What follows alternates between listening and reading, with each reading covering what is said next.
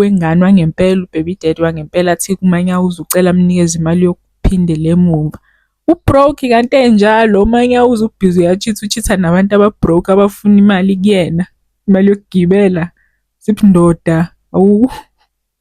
Ngakho engaphathelanga ngisho ingane ama-chips, imali shame iyona engekho, irandi luwilo kwangempela. Lapho mfethu lo baba wengane lo, baby daddy, ulokhane ehleka uBrakop.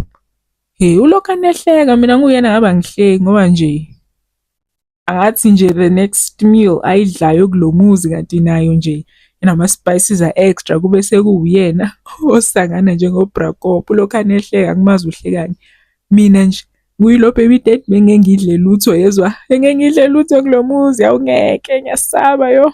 Usethi ubaby daddy nje ufuna bazame for ingane yesibili ngoba yena ufuna ingane yomfana, ufuna uba nendodana khona kuzoqhubeka isibongo sakhe.